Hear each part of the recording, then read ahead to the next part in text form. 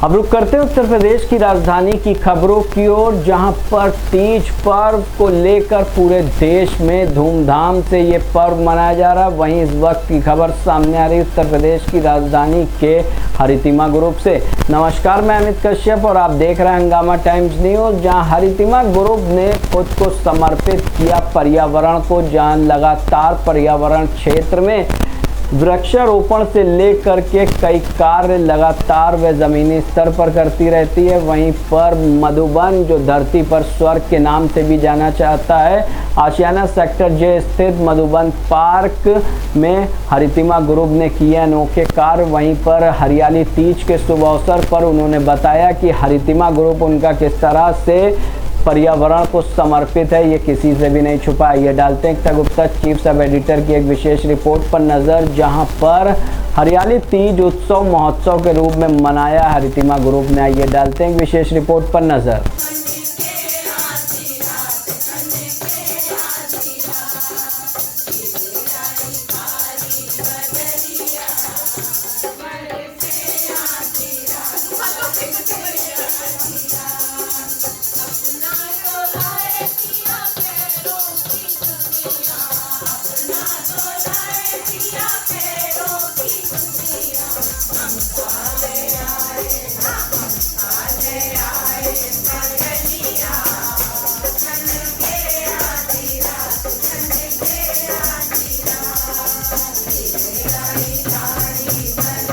नमस्कार, मैं एक तौर आप देख हंगामा टाइम्स इस समय मौजूद हैं हम हरितिमा ग्रुप की हरियाली तीज में, जहां पर जैसे आपको पता ही सावन की शुरुआत हो जाती है। सब कुछ प्रकृति हरी है।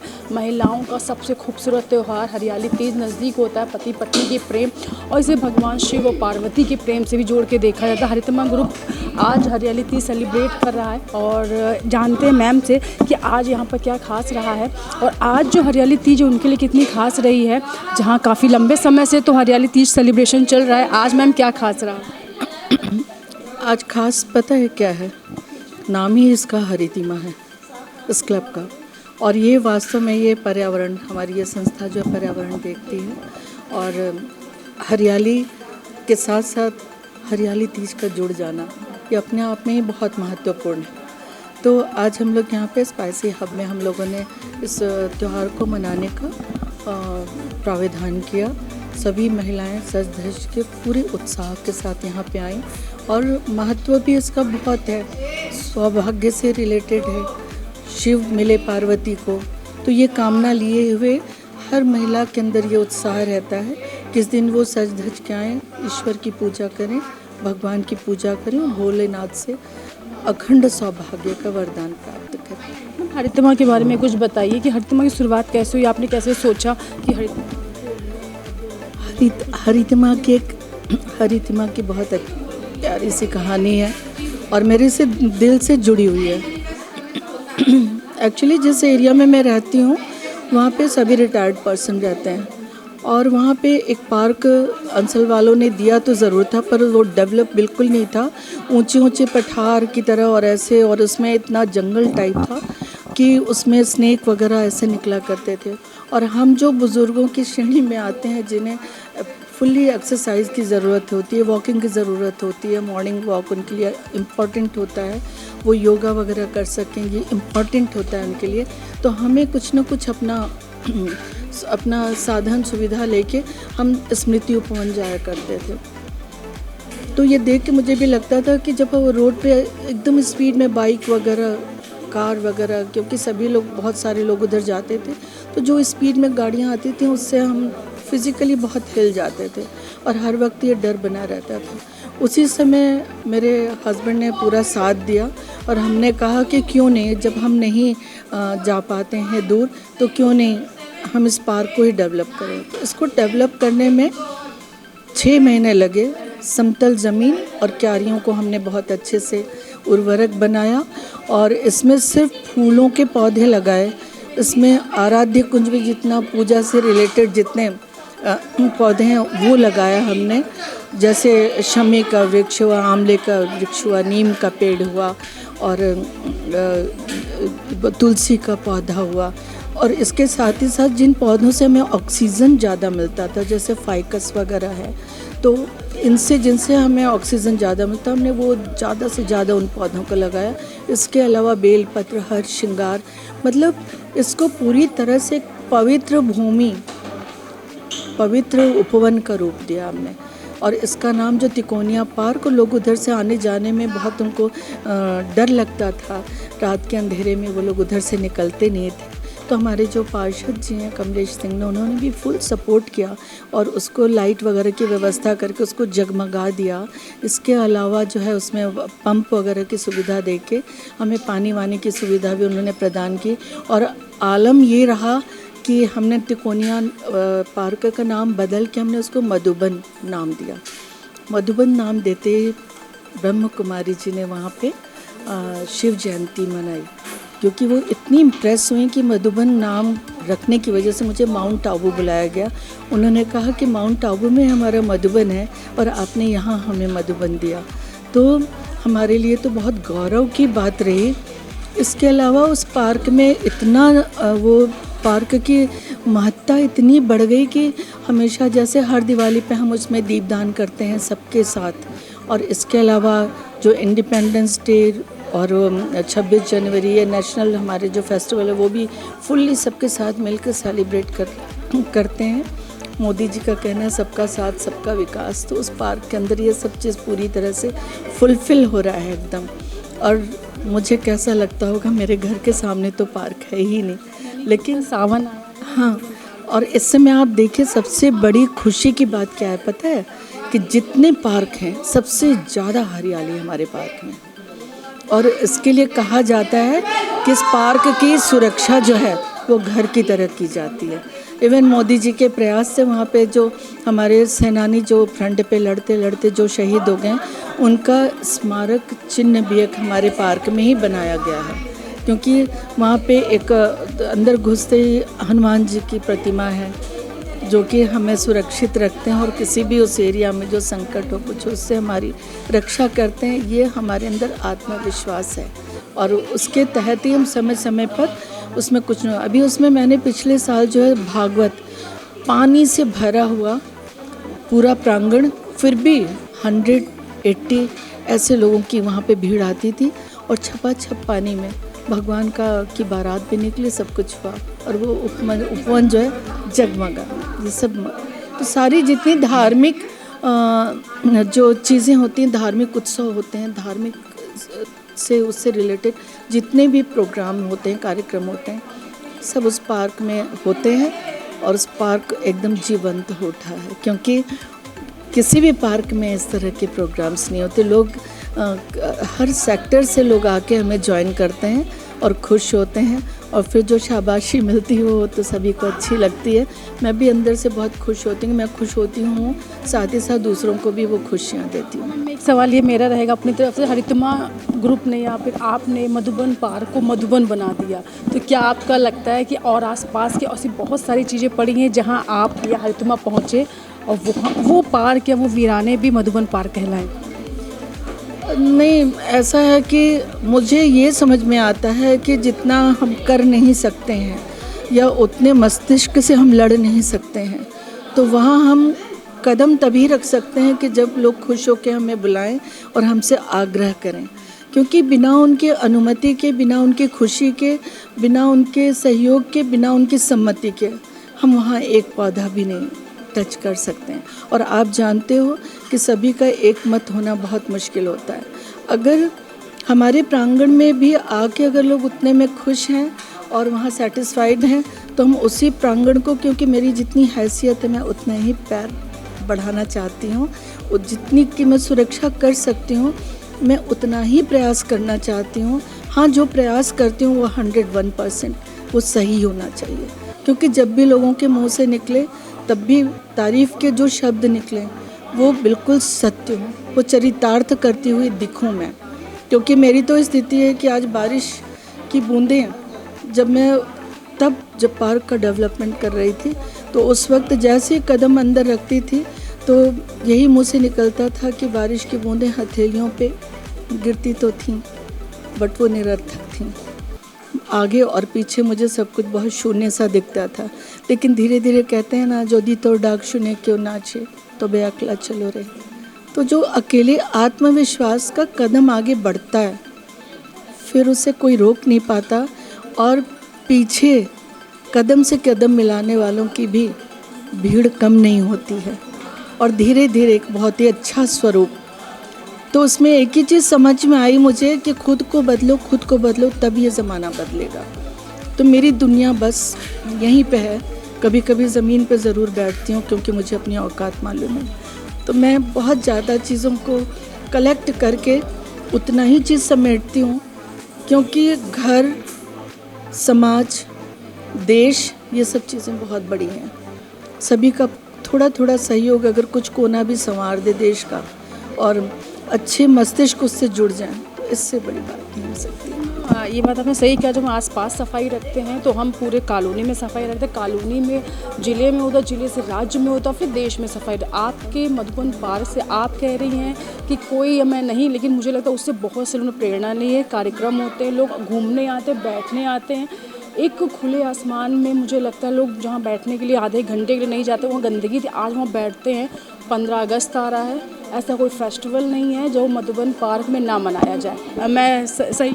बिल्कुल सही है। पार्क हुई है ये गरिमा की देन है। बिल्कुल हम शान से कह सकते हैं। जब हम वहाँ पे श्रमदान करते हैं ना, तो पता है क्या फील होता है? तारे ज़मीं पे, हम तारों की तरह ही लगते हैं, रोशनी फैलाते हुए। आपकी हरिदिमा टीम है लगकर मधुबन पार्क या ऐसे बहुत प्रकृति को पकड़ के रखे हुए वो लोग हैं।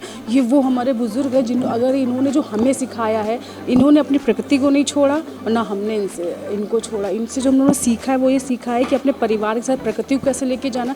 मधुबन पार्क बहुत सारे कार्यक्रम जिसकी बात आप कर रही हैं, मैंने वो सब हमारे दर्शकों ने देखा होगा। अब जल्दी 15 अगस्त पर भी आप वो शानदार चीज़ देखोगे, और प्यार से मैं आपको आज जो मैम ने बताया वो सब आप स्क्रीन पर भी देखेंगे मैम, हम बहुत जल्दी देखेंगे। जी जी।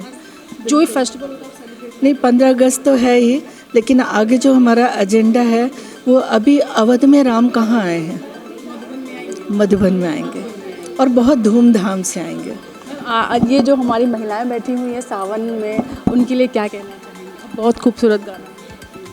बहुत अच्छा। धानी रे चुनरिया हो उड़ावेला चरवा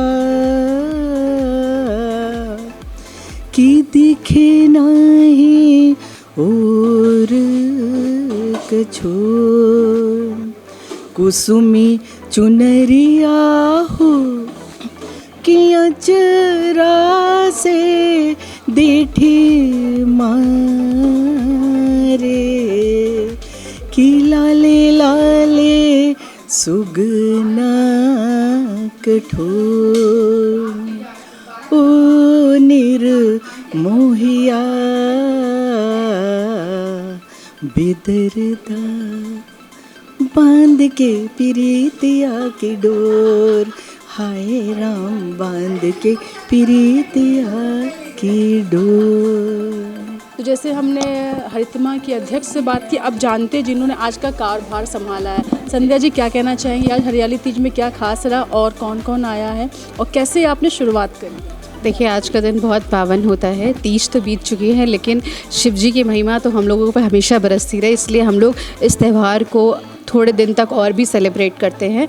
आज किटी कम हम लोगों ने तीज का त्यौहार सेलिब्रेट किया है। मैं और हमारी प्यारी स्मिता आंटी इसके होस्ट हैं।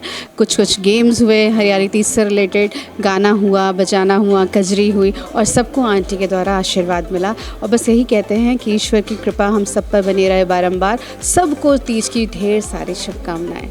वो मेहमानों से जानते हैं कैसा लगा आज का तीज में, कैसा लगा आपको आज यहाँ आकर? कैसा अच्छा लगा। आज का तीज का त्यौहार हम लोग साल भर इंतज़ार करते हैं इस त्यौहार के लिए। आज जम के लोगों ने कजरी के तीज का गाना गाया और खूब अच्छा लगा मिलके। और ये देखो हरी हरी चूड़ियाँ और बिंदी सबको गिफ्ट मिली और खूब सारे गेम हुए, ज़बरदस्त, खूब ने एंजॉय किया। खुश हैं आप? हाँ बहुत। कैसा लगा? बहुत अच्छा लगा, बहुत ही अच्छा। हम तो पहली बार आए हैं कजरी तीज में और हमें तो बहुत खुशी हुई पहली बार में। हाँ, बहुत खुशी हुई। हर बार ऐसे ही तीज होती रहे, ऐसी खुशी सबको मिलती रहे। कैसा लगा? हाँ, तुमको देख के तो अच्छा कुछ रोमांटिक सा निकलेगा। ओ सजना, ओ सजना, बरखा बहार आई, रस की फुहार लाई, आँखियों में प्यार लाई। ओ सजना, बरखा बहार आई, तुमको पुकारे मेरे मन का पपीहरा, तुमको पुकारे मेरे मन का पपीहरा, मीठी मीठी जागनी में जले मोरा जियरा। क्यों और लोग जानते हो। मैम कैसा लगा आकर? बहुत ही अच्छा हसन, बिल्कुल खूब एंजॉय किया हम लोगों ने। बढ़िया, एक से एक गेम और प्राइजेस, बढ़िया गिफ्ट। बहुत अच्छा लगा, बहुत एंजॉय किया। और गाना है तुम तो प्यार हो सजना, तुम तो प्यार हो, मुझे तुमसे प्यारा और न कोई, तुम तो प्यार हो। बहुत इंजॉय किया, बहुत बहुत मज़ा आया। बहुत ही अच्छा लगा। आज का जो कार्यक्रम हरियाली तीज का रखा गया, बहुत मज़ा आया, बहुत इंजॉय हम लोगों ने किया, गेम भी खेला, है ना। बहुत अच्छा लगा, बहुत लगा। पूरे सावन का, पूरे महीने का निचोड़ समझ लीजिए यही आज के ही दिन का है। पूरे साल हम लोग, गाना भी गाऊंगी, पूरे साल हम लोग इंतज़ार करते हैं कि तीज का त्यौहार आएगा, हम लोग मस्ती करेंगे, खूब धमाल मचाएंगे, अपने पिया के नाम की मेहंदी हाथों में रचाएंगे। ढूंढना पड़ेगा, नाम नहीं ढूंढूंगी, मेहंदी दे। गोरिया आई गईल सावनी बहरिया होना, गोरिया आई गईल सावनी बहरियाना, हो बहरियाना, हो बहरियाना, हो बहरियाना, हो बहरियाना, गोरिया आई गईल सावनी बहरियाना। और मैम से मैम कैसा लगा आपको यहाँ आकर? अच्छा लगा। अच्छा लगा। ये मेरी माता जी हैं और मुझे बहुत अच्छा लगा कि आज मेरी दो मम्मियाँ मेरे साथ हैं। एक मम्मी जो है मुझे कहते हैं ना, एक का भरण पालन है और एक जो है मुझे खूब सिखाती हैं, खूब अच्छे से मुझे पाल पोस करके कहते हैं ना बड़ा करते हैं एक पौधे को। इन्होंने मुझे जो है इस तरीके से नरिश किया है। तो मैं दोनों माँओं को आज तीज के त्यौहार में बहुत सारी शुभकामनाएं देना भी चाहूँगी और उनसे लेना भी चाहूँगी। आप क्या कहना चाहेंगी आपकी शरारती बेटी के लिए? क्या कह दीजिए भाई, क्या कहूँ? कभी होता ना कि हम नहीं कह पाते, तो अब क्या कहना? आपने अच्छी है, हाँ बहुत अच्छी, भाग्य से मिलती है ऐसी बहू। और मैम से जानना चाहूँगी, मैम आपके लिए हरियाली तीज और हमारे लिए आपकी बातें प्लीज़ बताइए, कैसा लगा आज आकर? सावन का महीना पवन करे शोर, जीरर झूमे ऐसे जैसे बनमा नाचे मोर। हो